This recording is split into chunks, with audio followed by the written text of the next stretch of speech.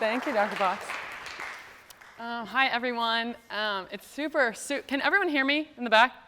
I would prefer to not use a mic, but if I ever get too low, just wave your hand. But it's super exciting being back here. I told Dr. Potts as I walked in, it was like incredibly nostalgic, like thinking about finding a parking spot, walking in the UC, like just being back here. It was like all the good feels, all the bad feels, all the emotions. But it's super exciting for me to be back here and in front of you all today. So like Dr. Potts said, I was here from 2010 to 2014. I was here as Hannah Thurley, if that rings any bells. Got married about 1.5 years ago. And like she said, I went up the street, went to the University of Tennessee, Knoxville, and got my master's degree there in sports psychology and motor behavior, which is just a really fancy way of saying how the mind and the body work together to produce optimal performance. So that's what I do on a daily basis. I get to work with all kinds of performers, from elite professional baseball players to tennis players who are 8 years old, who are learning how to have fun in the sport and working on coaching them. So that's what I do. I'm a coach. I'm an extension of you, except I get to work on specifically the mental side of the game, which is really awesome. And I'm incredibly passionate about it because I think it's a big part of the sport world that is commonly neglected. And it's getting seen more in media and getting more praise from coaches. And so it's exciting to see where we're going. So I hope we can give you some tidbits that you can use in your daily life with athletes, with students, on the importance of the mental aspects of performance. So before I do anything, can somebody tell me what this is? Rock, paper, scissors. So any presentation I do, I like to start off doing something fun because some of you are a little tired, some of you just had lunch, some of you might want to take a nap, but I want to get you up and active. So we're going to play rock, paper, scissors, but we're going to play it tournament style. So we're competitors, right? You guys used to play sports. Maybe you still play sports. What you're going to do is you're going to look to the person next to you. You're going to play rock, paper, scissors. Everybody know what beats everything? Do I need to explain? Okay, so you're going to play one round. If you win, you move on. Okay, if you win, you move on. If you lose, you're out. But if you lose, you have to get behind the person who beat you, and you are their biggest fan. You have to cheer them on, you have to boo the other team, you have to do whatever you can, okay? Any questions? All right, go.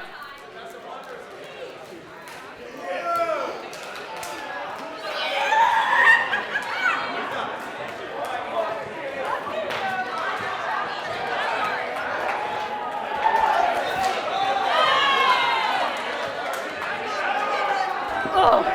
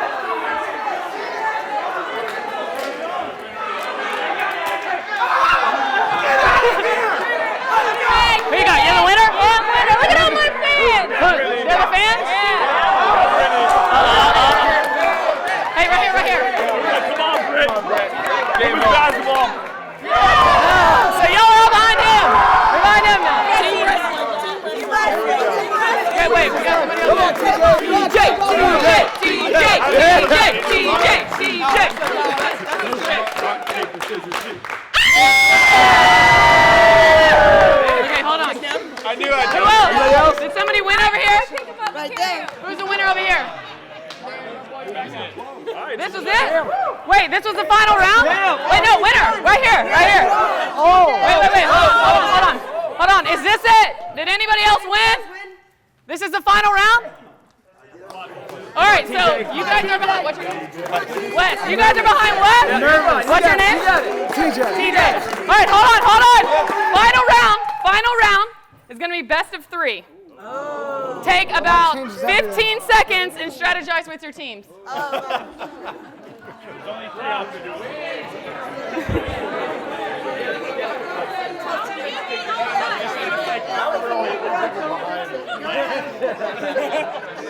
All right, you ready? Come on, TJ. Ready? Oh, he's got a paper. All right. Rock, paper, scissors, shoot. 1-0. 1-0. 1-0. You got it. Paper, scissors, shoot. 1-1. Final round. When you're ready. Rock, paper, scissors, shoot. Winner! Have a seat. Okay, thank you for participating. So the one thing I want you to think about is look at the energy in the room right now. What do you notice? A little excited, a little more chattery, hearts racing, a lot more eye contact right now, a couple more smiles, right? By playing a silly game, by playing something we've played our whole lives, but competing, right? Competing, getting you excited about something. So that's part of the mindset is you have the decision to decide what energy you bring every day. Just by playing a silly little game, you're a little more riled up. You're like, okay, what's going to happen next, right? Or you could have been like, oh God, why do we have to get up? What's she going to make us do, right? But you're a little more attentive, you're a little more excited, you're a little more eager to hear what's going to happen next. And that's why I start every single one of any presentations I have. I was even a little doubtful to do it today, but I was like, nope, I'm doing it. Because it's awesome, and it's fun, and it gets you smiling. And I think you learn things when you have fun, too, which we'll get to in a minute. So before I start, I have an awesome story. For those of you who know me, I have a younger brother. He's about 2 years younger than me. And we grew up, and we really wanted a pet, right? We were going through this phase, and we were like, Mom, Dad, we got to have a dog. My parents were like, absolutely not. Like, we're not doing that yet. But we compromised, and we got a fish tank. And we got 2 fish in our fish tank. So my mom sat us down, and she was like, okay, here's what you have to do. You have to feed them 1 or 2 times a day, right? And you have to clean their filter. And she showed us how to do all this stuff, and we're like, okay. Like, we're like so excited we got fish. We're so excited we finally got this freedom to do something. And so we get them home. Like, day 1, we're good. Day 2, we're good. Day 3, we're good. Even day 4, we're good, okay?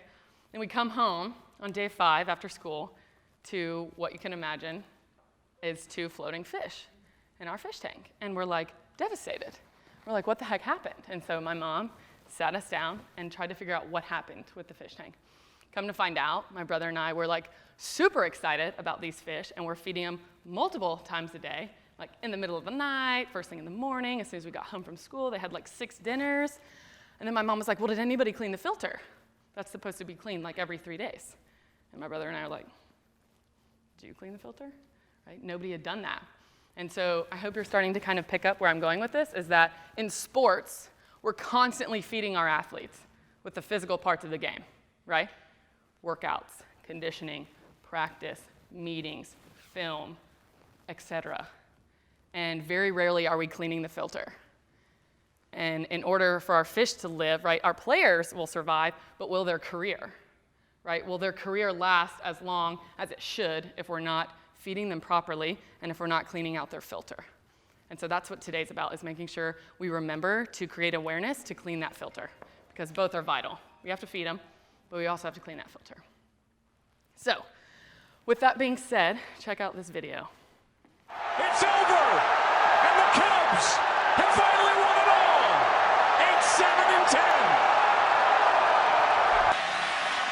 8-7-10. Watson, touchdown!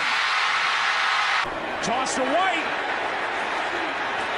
He's in. Patriots win the Super Bowl. 4.7 seconds. Villanova trying to go length of the court with Archie Diacono. 3 seconds at midcourt. Jenkins gives it to Jenkins for the championship. Yes! Villanova, phenomenal, the national champions. And Jenkins hitting the winner at the buzzer. How about those onions? A counter. The greatest adaptation to training happens between the years. Mental toughness, grit. It's a muscle, and you have to train it.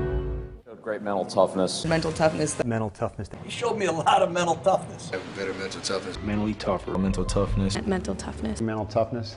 You know, being mentally tough. Mentally tougher. Being mentally tough. My mind's won me a lot of tournaments. I've always been pretty tough mentally. And Ryan's so mentally strong. And mental toughness. Mental strength is everything, especially when you talk about competing at the highest level.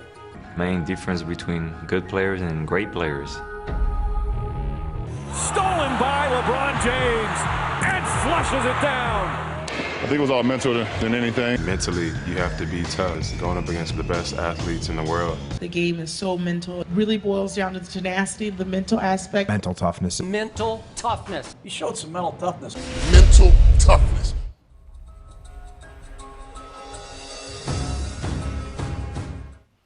we hear about it all the time, right? What is mental toughness? What do you guys think mental toughness is? What do you got? Blocking out pain. Okay, great, thanks. Performing well under pressure. Okay, performing well under pressure. Incredible tough, just focus on one thing. Okay, perfect. Handle adversity. Okay. I think that's huge. Yeah, good. Anyone else? Definition? Staying in the moment. Great. Yeah. The ability for your thoughts to get your body to do what it's capable of doing. Okay, great. Great. So what I love about mental skills is that your definition of mental toughness is probably correct. And so is someone else's, right? It's kind of almost what works for you, right? Because what you think is mentally tough and what makes you successful may not make somebody else successful, but it works for you. So my definition of mental toughness is being able to focus on the right thing at the right time. Think about it, right? Say you're playing really, really well. Things are going really, really well for you. And you get a little too cocky or a little too arrogant, and all of a sudden you start doing too much or doing too little or being Mr. or Mrs. Cool, right? All of a sudden you're not performing well. Or the vice versa, right? When you're not playing well, when pressure is on the line and when you're struggling or playing a really good team and you don't know what to do and you start panicking, right?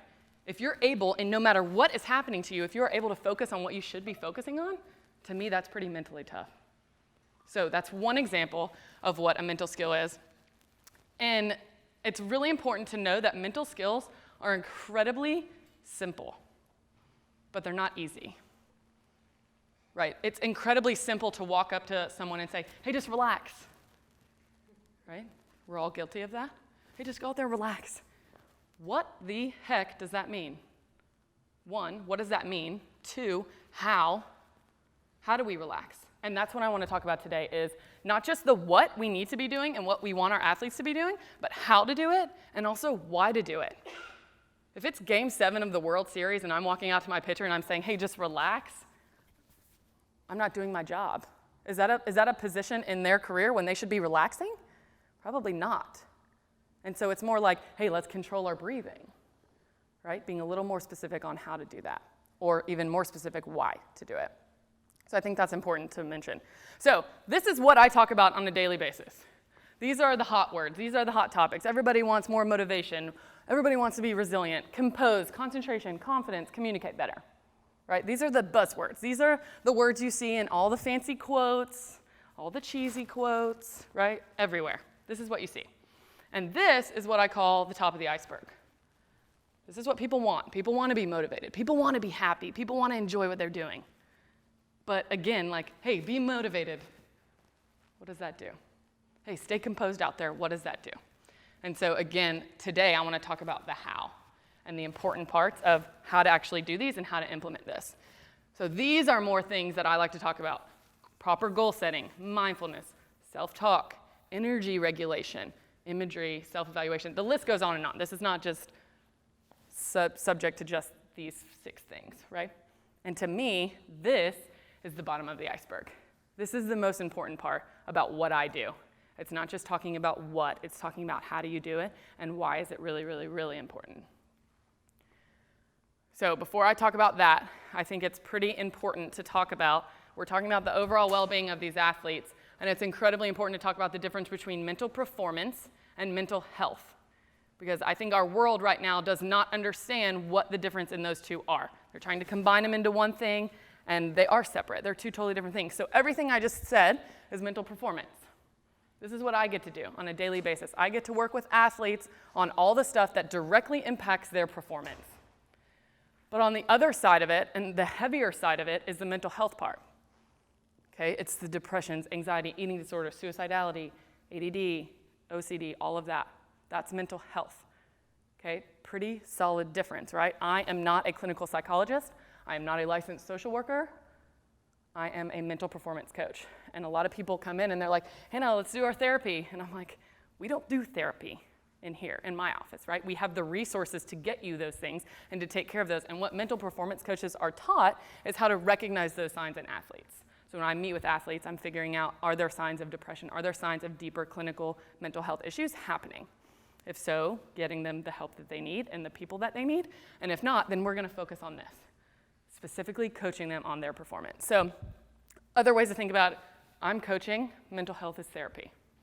Okay, I'm helping performance, mental health is fixing disorders and things. And that's exciting for me because I can talk to athletes and be like, hey, nothing's wrong with you when you talk to me. And half of my job is destigmatizing my job, literally making it not this, oh, you have to go see the mental skills coach. What's wrong with you?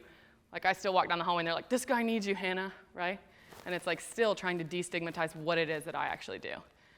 And then the last one is teaching versus diagnosing. I can't diagnose, I can't prescribe medicine, and I don't really want to do that, right? There are people, trained professionals who do that.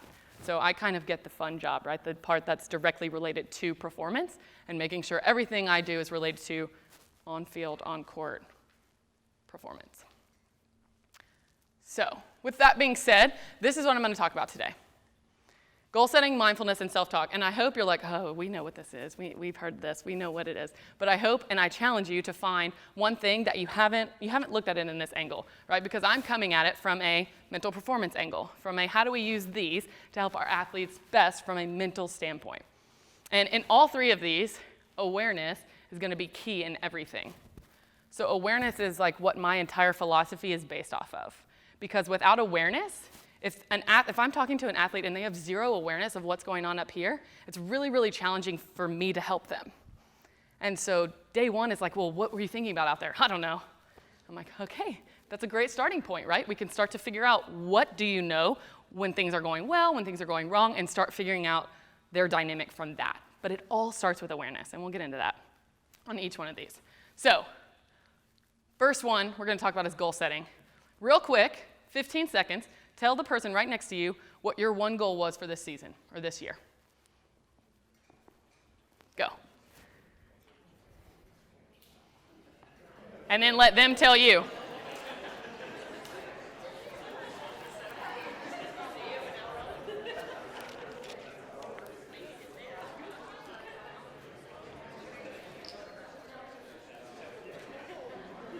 Good? Okay, wrap it up, wrap it up.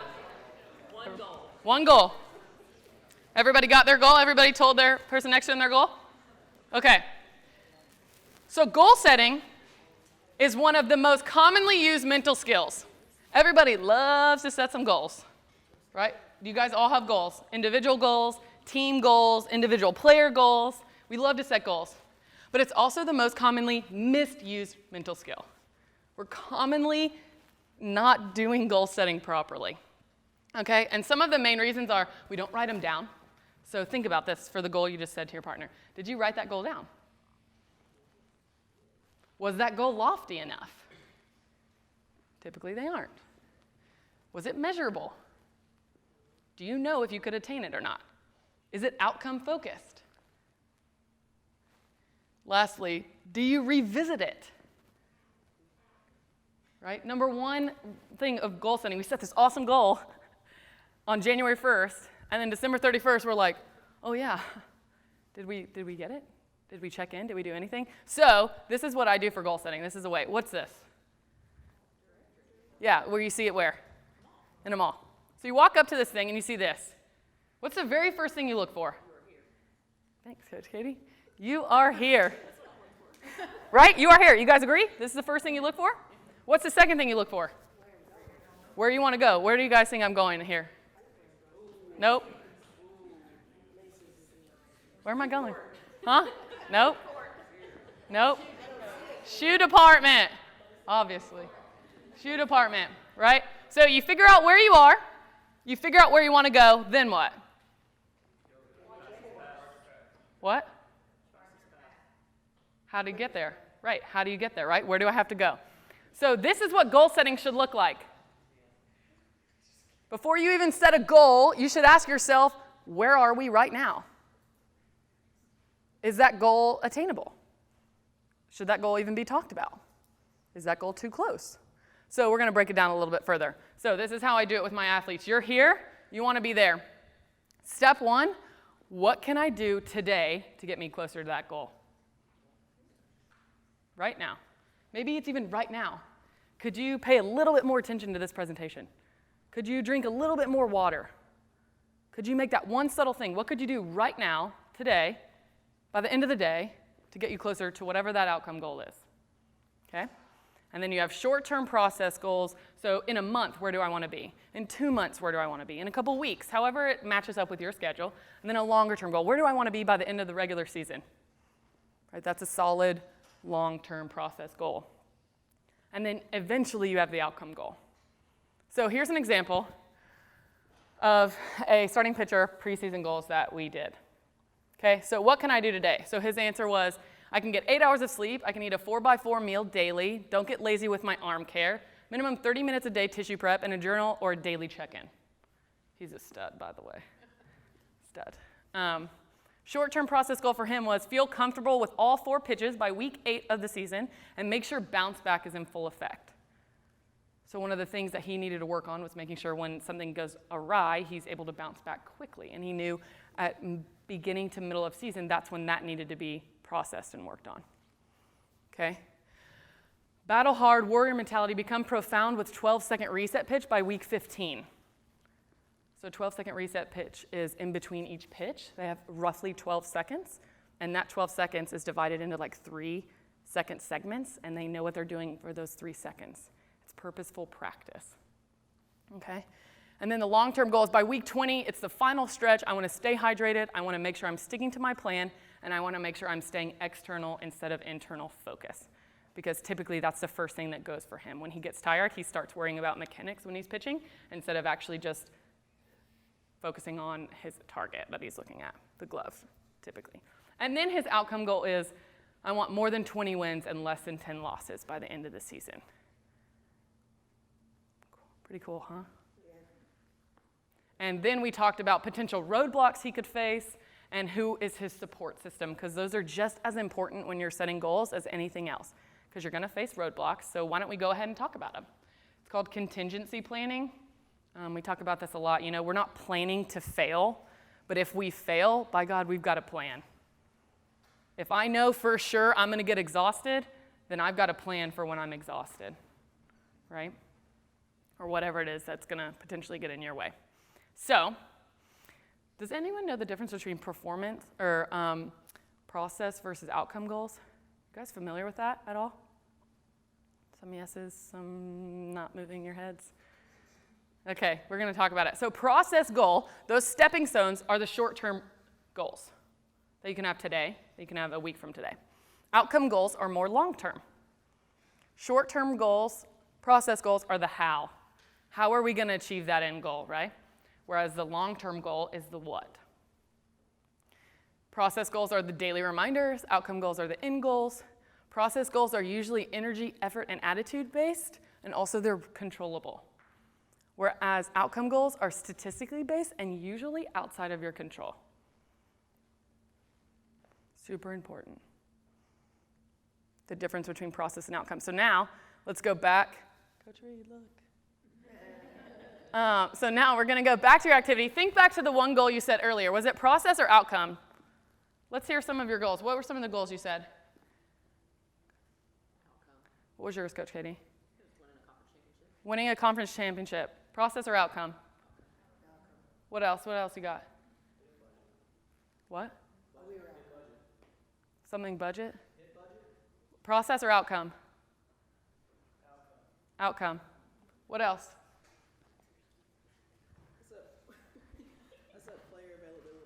Player availability. Process or outcome?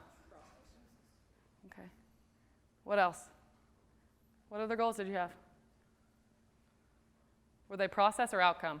Raise your hand if yours was outcome-based. Raise your hand if it was process-based. Okay. So here's the thing. If yours was outcome-based, how many people had win the SoCon? Okay, that's outcome-based, right? How are you going to win the SoCon, Coach Katie? Player availability is one thing. Okay. There's a lot. I mean, there's so many things that I could name. Right. So my challenge for you is if you had an outcome goal, ask yourself how. How are you going to win a SoCon championship? Well, we got to practice really hard. How are you going to practice hard? Well, I got to bring my A game. I got to bring my energy to practice. How are you going to bring your energy and your A game to practice? Well, I need to make sure I'm getting enough sleep at night. How are you going to remember to get enough sleep at night? like down to where you're like, what do you mean how? That's how I'm going to do it, right? That's taking a long-term outcome goal down to the finest thing that you can control. What do you need to do today in order to get to that final outcome goal? Jacob and I was like making Jacob run through this last night with me, obviously. And he was like, to win the last 3 games of the season, right? And I'm like, well, how are you going to do that? And we went all the way down, and he was like, I got to bring the best energy I can bring every single day. Like, that's what he can contribute to the team. Probably kill me for saying this, but, right, that's what he has to do. And I'm like, well, how are you going to remember to do that? He's like, we were joking, like, watch a hype video every day before practice, like 2 minutes, 30 seconds. Get an accountability partner to be like, are you bringing the energy today, or are you bringing the energy today? Right? But it's making sure you have a tangible plan that you can do on a daily basis that is going to get you to that end outcome goal. It can't just be win the SoCon. It can't just be win the last 3 games. You have to make sure you're asking yourself how, until it's like, what do you mean this is how? So super important part about goal setting. And people are like, well, are outcome goals bad? And they're not. I think you have to have both. I think you have to have that reach for the moon, tough, incredibly challenging, shiny goal up there, right? Chasing the ring was literally my slogan my senior year, right? And that's okay, but as long as you know how and you have the steps in place in order to get there, for sure. So, everybody see the difference between process versus outcome? Perfect. Okay, so, and when you set these goals, you help the players' motivation. And I know this is a very hot topic for us. It's like, why are these kids not motivated? Right? It's really incredibly challenging to motivate. Some of them, a lot of them are really good too. So goal setting helps them realize the difference between, right now, all I need you to do is bring all the energy in the world to practice today. That's a very process, I can control that goal. Versus, I need you to win the SoCon today. Right? It's like, what? I don't know what to do with that. So if you give them a tangible thing that they can do right now, that's helping them realize the difference between something that they can control and something that they can't control. Because technically right now, how can you even control winning the SoCon? The only thing in your control is bring the energy that you can to this day, whatever you can do right now. And also a really cool conversation to have is ask your players, what do they think they can control in your sport? Because in baseball, they can control almost nothing. Almost nothing. Like literally, it's your attitude, your effort, which is the cliches, and it's your preparation. And so a lot of my work is around how can we get you as prepared as possible to go out and be the best you can possibly be. So seriously, I would challenge you to have that conversation. What can we control in our sport, and what can we not control in our sport? And then you're teaching them internal versus external motivation. So right, external motivation is the ring, is the trophy, is the cutting of the net, whatever that is, right? Whereas internal motivation is, I want to bring the energy today so I can be the best player I can possibly be. And that internal motivation lasts longer than the external prize, rewards, in my case, money, contracts, right, than that will ever bring. So trying to teach them what that real internal motivation actually looks like. Probably the most important part, what you make important, they too will make important. So if you preach winning the SoCon, they're going to preach winning the SoCon. If you preach bringing energy every single day, and that's what you praise, and that's what you reward with attaboys and good jobs, that's what they will strive to have. So it's whatever you want to make important, because they are constantly trying to please you guys, for sure. I was, at least. So, moving on. Does anybody know what mindfulness is? Who's heard of mindfulness? Who actually knows what it is? Maybe. Okay, so mindfulness is incredibly, incredibly powerful, and we're going to talk for a brief second on it because, to be totally honest, I spent my entire last year teaching 17 to 28-year-old men what mindfulness is, all season, in every way, shape, or form I could possibly teach it. And it was incredibly challenging, but it was incredibly rewarding. So here is a quick video on what mindfulness is not.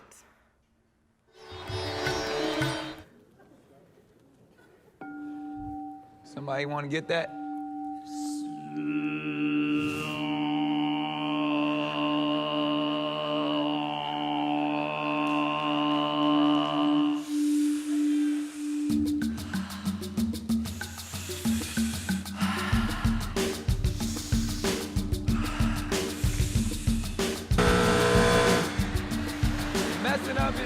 Hey, Howard. How are you supposed to meditate if you're hitting buzzers?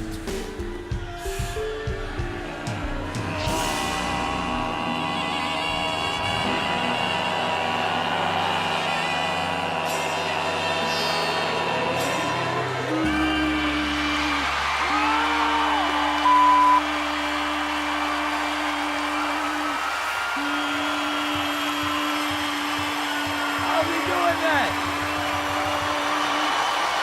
That's pretty freaking cool. Okay, so way extreme, but a lot of people think that mindfulness meditation has to be you're sitting in a dark room with your eyes closed and you're doing this, right? And it doesn't have to be like this. In fact, for top performers and elite performers, it looks more like this. The first one, this is the last time out. He has played the entire game. He would have played the entire game in Game 6 if it wasn't a blowout. What do you see? Breathing. What else? Eyes closed. What did you hear? Anybody hear it? You want me to play it again? The first one, this is the last time out. He has played the entire game. He would have played the entire game in Game 6 if it wasn't a blowout. What did you hear? Played the entire game? What game is this? Game 7, right? Said he played all of Game 6. This is Game 7. So this is the end of Game 7, if you know anything about basketball, and this is what he's doing. It's pretty amazing, right? It's pretty incredible, actually. It's even more incredible that this was captured on film, and then I have it, and I can use it. But this is what mindfulness is to me. So what is mindfulness to me? It's paying attention in the present moment non-judgmentally. So theoretically, you could be practicing mindfulness right now. Are you here? Are you right here? Are you paying attention? Most of the time, newsflash for all of us, we're not paying attention. And even more of a newsflash is most of the time we're not in the present moment as human beings. We're constantly worrying about what's going to happen or stressing about what already did happen in the past or in the future. Constantly. We live in the future and past. It's actually becoming quite the skill, mental skill, if you will, to be in the present moment. And it's pretty powerful when used correctly. So for me, we practice mindfulness on a daily basis. We do have times where you can practice it in a dark room when you're relaxing, but we also practice it in other ways. A lot of times it's easy to talk about what something is by talking about what it's not.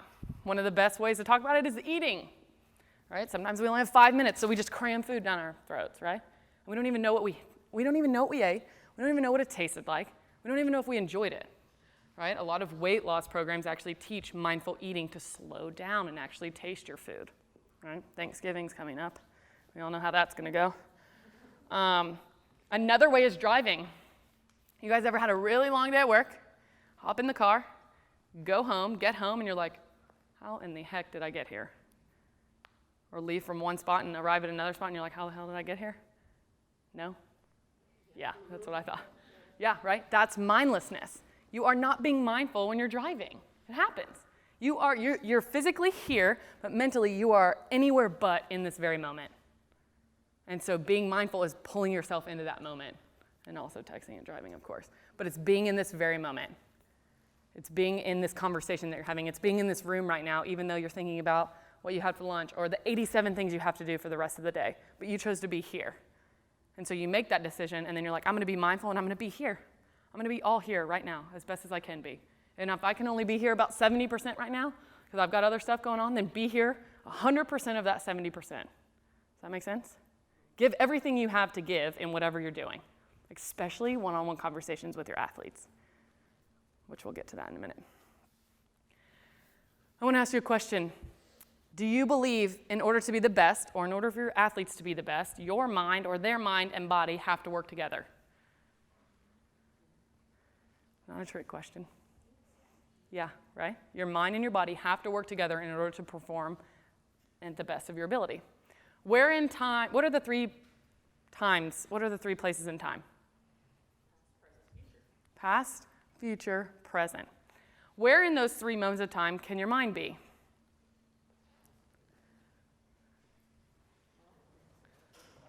All of them, right? Past, it can be in the future, it can be in the present. Where in time can your body be? Only in the present moment. And what did we just say? In order to perform your best, your mind and your body have to work together. And there's only one place in time where they can work together, and that's the present moment. So getting your athletes to be in the present moment is one of the strongest, one of the best things they can do for their mental performance. Forget whatever happened, forget whatever is going to happen, but if they can be right here, right now, that's what's going to give them the best chance of success. And you think about that. You think about the elite of the elite QBs or the stud athletes who are even keel all the time. It's because they never really are thinking about what happened or what's about to happen. They're just right here. I want the ball. That's all I know is I want the ball, right? Or I want this play. So teaching present moment focus is incredibly challenging, but incredibly important to mental success for sure. So, last topic, self-talk. Maybe the most important topic. They're all important, but. So self-talk is the inner dialogue you're constantly having with yourself. Believe it or not, you're always having it, right? Dreams, we even have it when we're sleeping. Constantly we're thinking about this. And we believe it. We believe whatever it is we say. Has anyone ever had the falling dream? What happens with the falling dream? How do you wake up? Right? Grab the side of the bed, you're startled. Why? Your body literally believes what your mind is telling it. That is proof in the pudding, right? I do imagery scripts with players, and I have them visualize a lemon and actually take a bite out of a lemon. And some of them are like, what are you doing? There's not even a lemon in the room, but your body reacts to whatever your mind tells it. And that's why self-talk is so important. So the way I like to talk about self-talk is the golden rule. Who knows what the golden rule of life is? What is it? Yep, everybody got that? Do unto others as you would want done unto you, right? What is the platinum rule?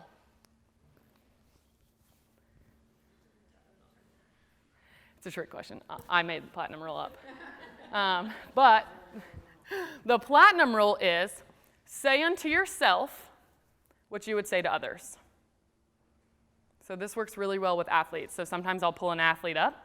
Let's say they had a really bad game. And I'm like, just wear it. Let them wear it, right? You suck. What are you doing? You shouldn't even be on this team. You should quit. I can't believe you even got playing time. Why are you here? Why did you even come to the school? Right? And everyone's like, oh, right? You would never say that to a teammate. And then I ask, would you say it to yourself? And they're all like, mm-hmm. Maybe worse. Like completely demoralizing themselves. And that's hurtful to performance. And creating that awareness is really important as staff, as those support systems of you're not allowed to demoralize yourself. And they'll be like, but Hannah, I hold myself to a high standard. And I'm like, good. I want you to hold yourself to a high standard. The best of the best, the most elite athletes hold themselves to a high standard. But they don't completely demoralize themselves. There's a point of not all negative self-talk is bad self-talk. You hear me? Not all negative self-talk is bad self-talk. Sometimes you need to get on your ass, your butt. Sorry, I'm doing really good. Sometimes you have to do those things, right? But when it becomes hindering to your performance is when we have to draw the line, okay? And it's really important to know the difference and to make sure and check on like, hey, take it easy on yourself. It's not fair that you say, good job, you got this, there's another game to somebody else, but you can't say that to yourself. So that's super important. Self-talk cues, short and easier to remember. So an example I have for all of these is a golfer I was once working with. He was swinging too hard. And so we came up with, he had all of these things he was thinking about while he was doing his swing, and we ended up coming up with 80%. So he had two things when he was swinging. All he was thinking about was 80%, which meant a whole lot more other things, right? But it was short and sweet, but he remembered that while he was performing. And then he had an external focus, so he was looking at one dimple on the ball. That was it. Those were the two things he was supposed to focus on while performing. Not technique, not what he did the last hole, not the adjustment he's making, those two things. Because research shows that when you're focusing on something outside of your body, you're going to perform better. When you're too busy wrapped up in technique and doing something the proper way, almost robotic, right? We see this in athletes when you're thinking too hard, right? You can literally see an athlete thinking too much, overthinking something, overanalyzing something, right? Get them to get external. Think about the rim. Think about anything outside. So for our pitchers, it's think about the glove. Find a tiny spot on the glove. For our hitters, literally only think about the ball, nothing else. So teaching them to shift that focus from internal to external is super, super important. We also have a natural negative bias as human beings. Anybody ever driven over a bridge with a lot of water underneath it? What's something you think? Scared? What, I hope I don't fall off. I hope I don't drive off. What would happen if this bridge collapsed? Does anybody actually roll their window down? Or know a friend who does that? Right? Why? Because as human beings, we naturally go to what's the worst thing that could possibly happen right now. Our athletes do that in games too. Right? If they're standing over there and they're just thinking about nothing, the worst possible thought is going to come into their heads. It's human nature to naturally do that. And so that's why talking to yourself instead of listening to yourself is vital. Okay, so if we're not talking to ourselves, that means we're listening to whatever's popping up here. And per bridge example, right, it's usually not the best productive performance thought to have. But they have to have self-cue words. They have to have these things to pull out of their toolbox, or else all they're going to do is listen to all the garbage that's in our heads. That when fear comes out, when worry comes out, when intimidation comes out, right? And confidence is nowhere to be found. Right? But if we talk to ourselves instead of just listening, we give ourselves a little bit more control over what's going to happen or what could potentially happen. And that leads into when players can learn how to communicate a little bit better with themselves, it helps them to communicate a little bit better with you guys. Okay? And this is what I think is probably the most important slide I have here today, is communicating. Go talk to the coach is something we say in our organization 1 million times a day, which is a little different than most, right? We encourage people to constantly go talk to the coach. If you have a pitching question or you're not sure, go talk to the pitching coach. Go talk to the mental skills coach. Have you talked to the athletic trainer, right? Constantly telling them to go talk to their coaches because we find that that's super important in the coach-athlete relationship. And we have a why policy. We have an open door policy, which is self-explanatory, but we have a why policy. We encourage our athletes to ask why in a respectful way, right? We ask, come ask why. And I know this might be like, it doesn't matter, they just need to do it, right? But if they know why we're doing something and they know how to do it, instead of just, no, do it. I said to do it, do it. If they know why, they're going to be more motivated. They're going to work their butts off for you. But if you're just like, no, just do it because I said so, like that's the easier way to do it, unfortunately, right? And we use why to keep our coaches accountable. Are we just doing something because we saw it on Twitter and it looks cool? Or are we doing something because it's research backed and it actually works and we should try this, right? So we have no problem, as long as they do it in a respectful way, for them to be like, hey, Hannah, why are we working on mindfulness? I am so glad you asked. Let me tell you, right? Because that creates buy-in for them, and then I can prove to them how this is going to help their performance, and they're like, okay, cool, just wanted to know. The why and the how is vital to their success and knowing how they can think deeper and instead of just this superficial, this is what we're supposed to do. I don't really know why we're doing this. I don't know why we're running this play when they're running this defense, right? No, they do know why, and that can help them process faster too. I actually was just reading an article the other day that said most athletes are visual or verbal learners. Like 75%, I think the article said. So again, like if you explain something verbally and one person gets it, crushes it, and then it takes this other person 5 or 6 times, it may not be because they're not physically talented. It may be because they're processing it a little slower. And so I would challenge you to know each player on your team what kind of a learner they are. Do you need a marker in your hand and writing something out to learn it? That's okay. Let's do it. Let's make sure we're doing everything we can to help you learn as quickly as possible. And sometimes they don't know. Sometimes it takes them helping. You have to help them kind of figure that out. And there's a lot of like cool online tools to figure out what kind of a learner someone is. It's pretty easy to like Google that, but I would challenge you to ask and know what kind of learners your athletes are for sure. Try autonomy. I remember the first time I read this article in grad school, I was like, what? Autonomy? No, you don't get autonomy. You do what the coaches say. Try to implement a little autonomy whenever you can. So let's say conditioning at the end of practice, you give them 2 options instead of do this. Like, okay, you guys can either do this or you can do this. And either one you're actually okay with them doing. And then you give them a little feel like they have a little bit of power and a little bit of decision and a little bit of like, okay, this is us working together. Try to give them a little bit of autonomy. Doesn't have to be all the time, but a little piece here and there can go a long way. Especially maybe if you just get the seniors or the captains in, or however you want to phrase it, but you are okay with whatever happens. They do not know that, right? And you're giving them the power of empowering them to make that decision. This is a big one. If there's anything I've learned in the last 4 years of being in the real world and working with athletes, it's that if I listen, I'm going to be really good at my job. Really good. And if I don't listen, I'm struggling and I'm trying to find answers when I should just be listening. And I think it's because I don't think this is an athlete thing. I think this is a world thing. Think about when's the last time you had a conversation with someone when you actually felt listened and heard. It's pretty rare. It's pretty rare. And that human connection, we yearn for that. We want that. And so like, I don't have to say anything, but if I'm in that room, if I'm being mindful, if I'm aware, and I'm in the present moment, and I am listening to whatever the person is saying to me, they feel better. I didn't even have to say anything. And I think that goes for you guys too, because you are the direct support line, especially strength staff, especially athletic training staff, where they're venting constantly about what's going on and everything. But you have that power to listen and to be in that moment. And I would just challenge you, listen as best as you can. Because they will typically tell you, or they'll try to tell you, what they're actually feeling and what they're actually thinking. And it can be pretty powerful as far as your relationship with that player goes. Open and honest feedback. This is one of the things I really, really like. It's called a 1-up, 1-down. We do it for literally everything.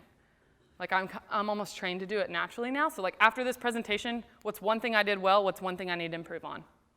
It's a really quick, easy, measurable way to have open and honest feedback with athletes. And a lot of times athletes are either one of 2 ways, right? They're either, I know everything I did really well, and I don't need to work on anything.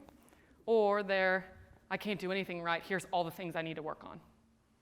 And it's our job to help notice, okay, if you're struggling and you're only seeing the negative, let's find some positives, let's find some things you're doing well, because chances are there are things you're doing well. And if you're only noticing the things you're doing well, chances are there's ways you can improve still. And so what I try to challenge our coaches to do and our staff is match it. If I tell a player 2 things they need to work on, I'm going to try and tell them 2 things that they're doing well too. I will not let a player come in and say, here are 7 things I'm sucking at right now, Hannah. I'm like, okay, come up with 7 things that are going really well. And they're like, no chance. And I'm like, let's go. Even if it's I went to bed early last night. I watched 4 episodes of this show instead of 6, right? Like whatever it is, right? Helping them to shift that perspective and match. Like we want to make sure we're staying even. We want to keep you humble, but we also want to build that confidence. And it gets really skewed depending on the athlete, for sure. And then the last one, and I know you guys know this, but there's so much more than just an athlete. Just like you guys have stuff going on outside of this world, outside of UTC, so do they. And that's what I'm learning a lot being in this job is a mom's sick, a sister's here, a sister's moving, they're fighting, girlfriend doesn't know how to support me. Like there's so much going on, and they don't even know how to wrap their minds around it. And so one of the biggest things I think is this quote by Teddy Roosevelt, and it says, know that you care before they care what you know. And I genuinely think that's incredibly important as a staff member, as a support member, whether you know it or not. Like you do support them. They do lean on you in some capacity or another. And if they know that you care about them, they're going to work harder for you. They're going to respect you more. They're going to give you everything they have. It doesn't matter if you know all, if you're the best coach in the world. If they don't think you care about them, maybe out the window, maybe too late. So one of the biggest things for me is building relationships with players. It's like goal number one. Doesn't matter what I know. It matters how well can I get to know them and be there for them. And then once I have that and they know that I care, then we can get to the good stuff, the performance-based stuff. But first they have to know that you care about them. And they have to know that they're the most important person to you in that very moment, which I think as human beings we lose touch of. So this is my communication slide. This is the most important one, if you ask me. So that's it, the summary. I really hope you guys know the difference between mental performance and mental health. The 3 skills I want you to take away are goal setting, self-talk, and mindfulness. And then communication and awareness are truly, to me, the keys to successful mental performance. And of course, I'm biased. The higher you go, the closer competition gets physically, right? Competition keeps going, keeps going. I'm in professional baseball now. It's pretty dang close. You got 20 pitchers who are the same height, who throw the same speed, and they all look the same. It's challenging to get to know them, right? But you're like, what's separating all of you guys? How do you stand out? And I know I'm biased, but I do believe a big part of that is your mental performance. And so train your brain, gain the edge. That's my saying. But we have like a little time for any questions. I would love to answer any questions that you guys have. Firstly, help me thank her.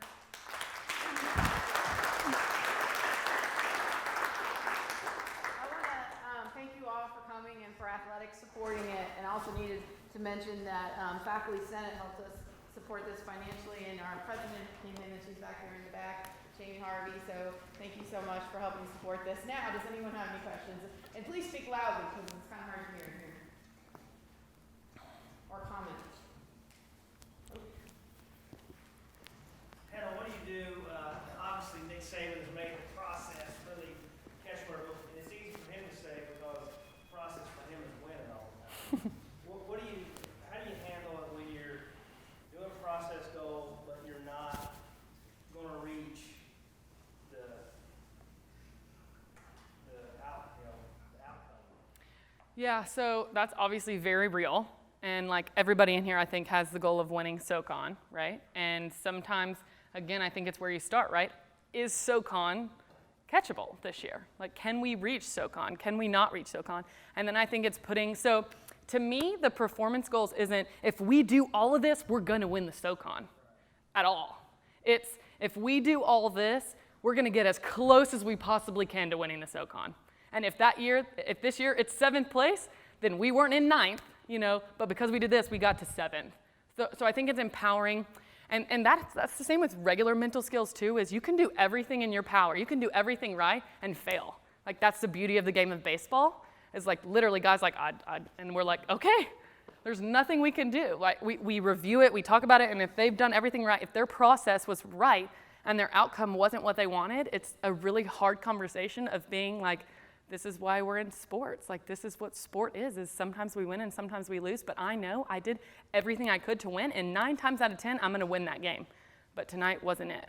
Or in baseball, 3 times out of 10, I'm gonna get a hit, right? But 7 times out of 10, I could do the right thing, but I don't get it. So I think it's putting the emphasis on the process, and doing all of these things correctly gets me into the best position for success, and knowing that it may not always fall in my lap. It may not always win. It may not always get the end result, but I'd rather do all of that and have the result not be it than not do anything and just like, oh, cool, SoCon, like, what did we do? Which I think is really hard for like 18-year-old athletes to comprehend that, because they're like, no, whatever it is, I don't have that. As long as we win, that's all that matters. And I think that's why it goes back to, what do you make important? Is the day-to-day stuff important, or is the how many SoCon championships do you have, is that what's important? That's a really good question. Dr. Harvey?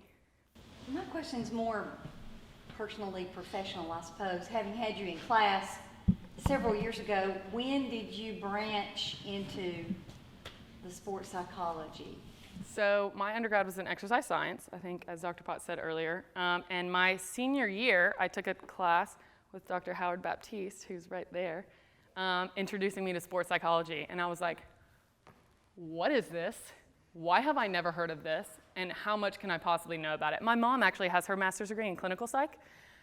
And I've always felt like I've kind of always been that support system for a lot of people, including people older than me, including teammates who I wasn't even that close with. Like, they'd always be like, Hannah, this is what's going on. I'm like, okay.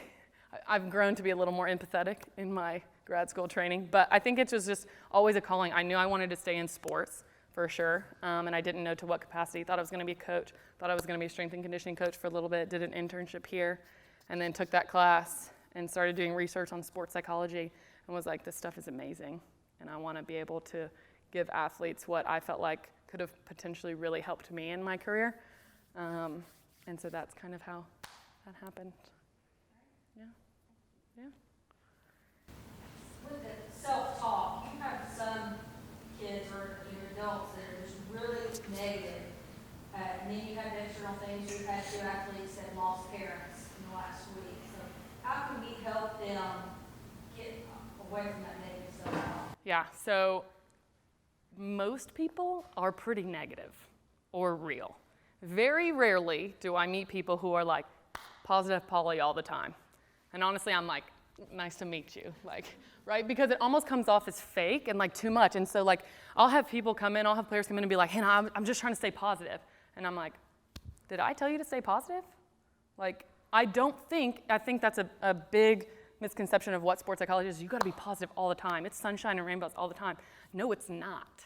And I think mental performance coaches would disagree with me on this. Like, this is definitely a personal preference of this, but I'm a very real person. Like, I'm very aware of all situations going on. I know if I'm killing it in a crowd. I know if I'm not killing it in a crowd, like it's very easy for me to notice that. And I think for me it's being like, okay, this is happening. This really negative thing is happening to you right now. Again, being empathetic is the most important. Trying to feel what they're feeling is like literally the best thing you can do. If they can come in your room and just sit in your room, like sometimes I'm like, if you need space, I'll be working on my computer and they just come in and sit. And they don't even say anything. And that is healing. Or they say, or they want to talk about something else or schoolwork and nothing to do with performance, that's healing. And I'm like, hey, I don't give advice on relationships. I don't give advice on this. And they're like, I know, I'm just, okay. But it feels good to talk about it. So I think being there, talking about it, and then I think being like, you're allowed to be super negative right now, but I want to make sure it's not going too far. And so I want to help you, basically I call it like realism with an optimistic cherry on top. I don't want you to be positive Polly, but I want you to try to find something good out of the really crappy situation you're in right now, even if it's the worst situation. And maybe they're not ready for that yet, and you kind of have to gauge that. Like, I'm not going to tell somebody whose parents just passed away, like, let's find the positive, right? Like, I'm going to say, how can I support you? Like, what can I do for you? Like, do you just need to get away from everybody? But that's typically what I try to do. Be really real. Golly, I cannot believe this is happening to you.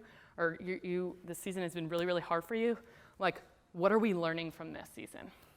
How are we growing from this season of life? Like, trying to help them see that little tiny optimistic cherry on top, I think is very important. It's a really good question too.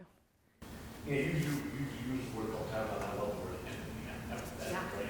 How do you get athletes, coach, how do you get athletes to understand the difference between empathy and sympathy? So there's a really cool Brene Brown video. It's cartoons, and it's about, I have it somewhere, but there's basically a person who's like, or a cartoon that's fallen down in the hole, and this is how I remembered it. And one person's like, how's it going down there? Like, do you need anything, And then one person like crawls down in the hole and sits with them, and it's a great demonstration. It's like a 3-minute video, and it's like idiot proofs, like what is empathy? But I think that is what made it super sticky for me, and I think just, you can honestly tell them too, like, I am really trying hard to feel what you're feeling right now.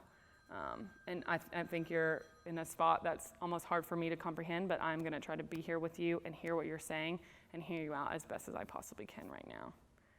I think it's tough, especially when it's super dark. For sure. Because sympathy is almost like, oh, I'm so sorry. Do you need anything? And empathy is like willing to put yourself in the crap that they're in. And not a lot of people are willing to do that. And it is really hard. And you have to be ready to do that. And if you can't offer that, don't try to offer it. Like, if you can't do empathy, be empathetic, be sympathetic. But if you can, if you know you have that power to get down with that person, do it. And it doesn't have to be, I meant to say this earlier, it doesn't have to be everybody on your staff, but you should make sure, like, if you have a list, if you have a roster, who's the touch point person for each one of these players? Like, who, like, you know you have your people. Like we knew the coaches we would like to gravitate towards and the coaches we didn't, right? We have them. So like make sure everybody's covered, because if one person goes slipped and nobody has anybody to check in on them, that could potentially be a problem for performance, for mental health issues, anything like that. So I would challenge you to like get your roster and like assign coaches. Make sure we're checking it on a non-performance basis, on a human being basis. Yeah. Anything else? Yeah. How would you handle, like, I think self-talk is a big thing, but how would you handle if someone says, like, it's not necessarily just them failing, but being embarrassed in their failure by external factors? I have a whole PowerPoint on being embarrassed. One of the first things I do with our new players is I play a highlight reel of like top 20 worst plays in professional baseball. And it's like stud athletes like looking like idiots on TV, right? And they're howling, right? They're howling, and I'm like, how are you gonna laugh at them, but you can't laugh at yourself? And so it's teaching. We actually have a saying like, if you're afraid to be embarrassed, you're in the wrong field. Like for us, it's baseball. For everybody, it's athletics, right? Like in order to exert yourself and give yourself everything you are, it's gonna be embarrassing. But if it's something you're holding on to like that, then that means it's embarrassing to you more than like your fear of embarrassing other people. It's how you look. And so I think it could potentially be something a little bit more than that, but trying to find out like, what are you afraid of? Why are you afraid of being embarrassed? What if you being embarrassed a couple times makes you the SoCon Athlete of the Year? Would you be willing to do it? They're gonna be like, well, yeah, right? Or maybe they'll say no. And that's something worth exploring and really trying to figure out what's embarrassing, what scares you, what gets in the way, and what can we do about it. And probably the biggest thing you can do for that person is openly have that conversation. Like conversations alone fix a lot of things and help a lot of things. Maybe it's just she's catastrophizing it in her head, but I think starting with a conversation is a really good. She says no. If she says no to, then what is her goal? I would say, what is your goal? If you're not here to be the best on the team, what is your goal? Does she even want to be here? Because that's a big one too. There's guys who come off, I don't want to be here. Well, then why are you here? Paycheck. I'm like, okay. Not a whole lot I can do with that. There's really not. So I'm like, okay, so you're in a situation, you don't want to be here. Can we at least try to make it the best experience possible? Right? And I'll ask guys, especially if they're like, I think I'm going to get cut. And I'm like, okay, let's say you're going to get released. Let's say you're going to get released in 2 months. What are you going to do these 2 months? And they're like, I just want to like have fun, enjoy the moment, and like do whatever I can. And I'm like, perfect. Because at least you know when the season's over, if you do get released, I did everything I could. I had a blast with my buddies. I gave it my all. And maybe even by doing that, you won't get released. Because you're actually having fun, which I didn't talk about today, but enjoyment and fun is a huge piece of the game. If you enjoy anything, you're better at it. From relationships to public speaking to being a mental performance coach. If I like it, I'm going to be better. I'm going to be better at it. If they like coming to practice every day, they're going to be better. So challenging you to like find some aspect to make it fun is pretty valuable too, for sure. Good questions. I know it's 2:10, but if you guys got to go, but I'm going to hang out if anybody else has any questions. Thank you all for coming, and also thank communications and marketing for being here and recording this. So if you know people who didn't come, we will have a link to send to you so they can watch it, because I think there's a lot that they can get from this. We also invited the SAAC, the SAC, and I'm not sure if any students were able to come, but I think they could also benefit from this, so we'll share it with them as well. Anything else? All right, let's thank everyone. Thanks, guys.